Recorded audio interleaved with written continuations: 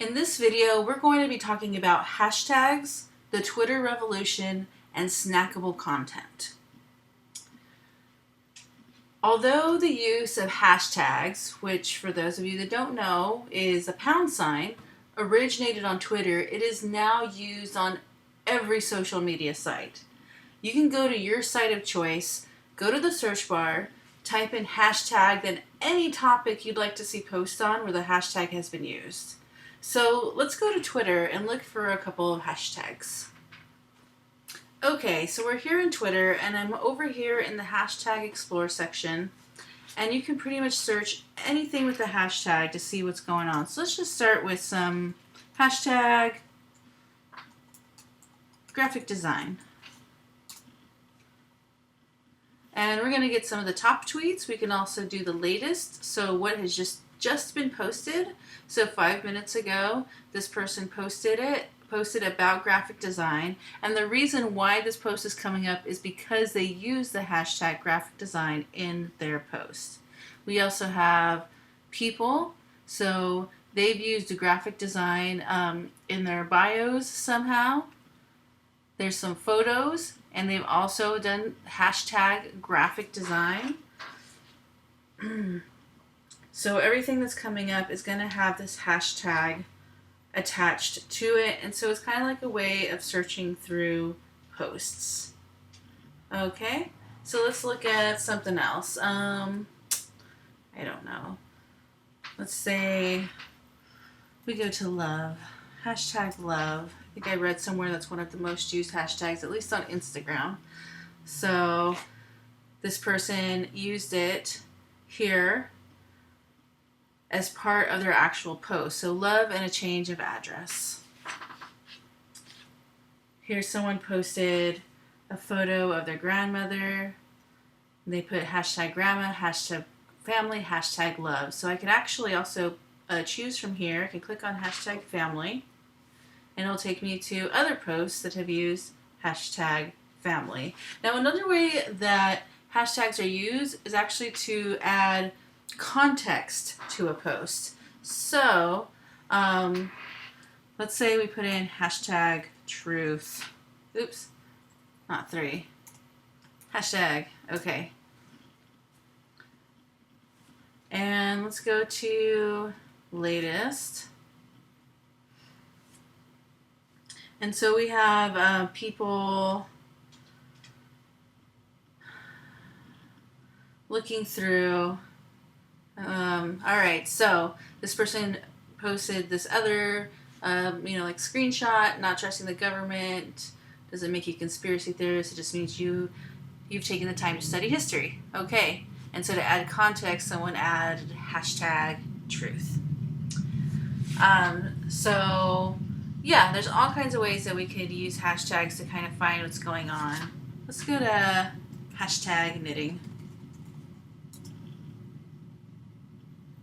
And now we're going to see a bunch of different posts that have to do with knitting. And there we have knitting, crochet.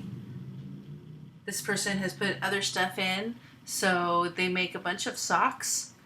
So they have all these different hashtags that has to do with socks. So when people start looking for this stuff, their post will hopefully come up. So now we have baby socks. And more baby socks are showing up now.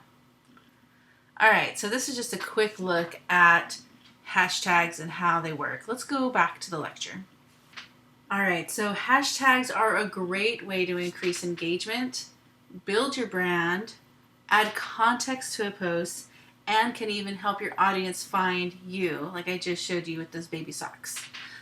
So now I'd like you to pause this video and read this article on how to use hashtags to learn more about how to use them properly, how they can help connect your brand to your audience, as well as tips for for specific social media sites. It's not a one hashtag fits all world out there. Some social media sites algorithms work better with more hashtags, some work better with less hashtags. So there's some really great tips in this article. Yes, please stop this video now and read it.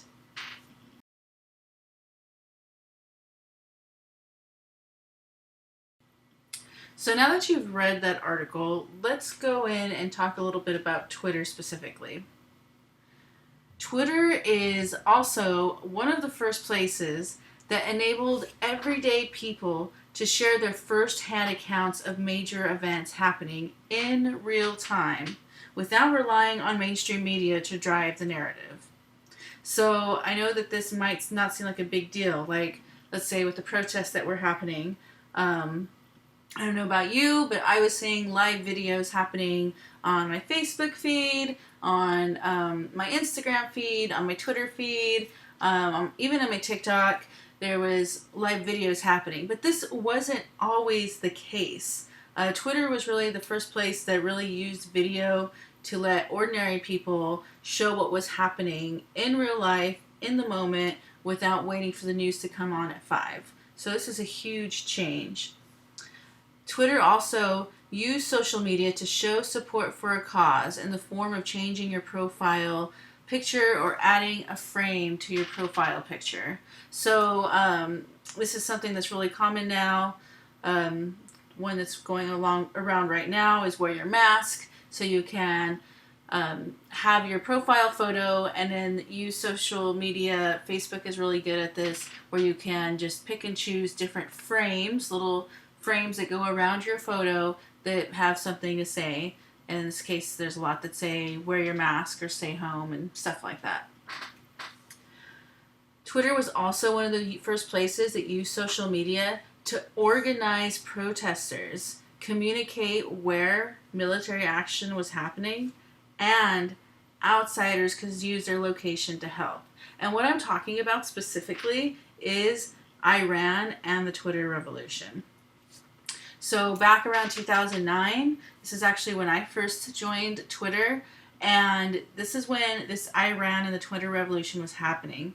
There were protesters in the street of Iran, and this was the first time that they were using social media, specifically Twitter, to talk to themselves, to talk to each other, okay, to organize themselves, to say where they were going to be protesting, and they also communicated where really horrific military action was happening and communicating it to the rest of the world, because journalists were being shut out of the country. And so real people were using their video capabilities and posting it to Twitter, and it was a huge shock to people who had no idea what was happening.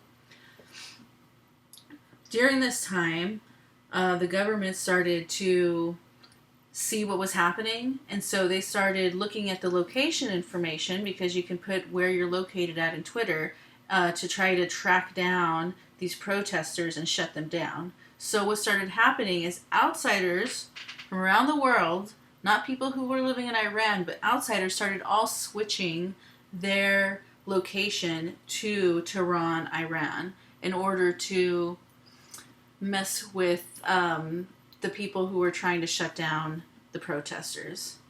So these were all huge things that social media hadn't really been used for. And I know that this kind of stuff is now taken for granted.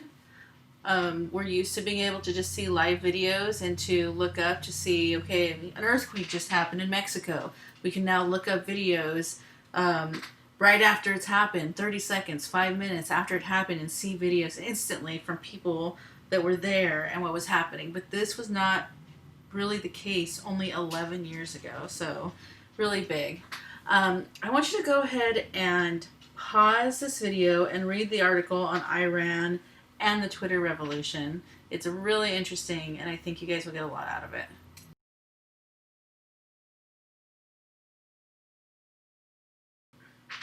Okay, so that was some really serious stuff we were talking about there for a second.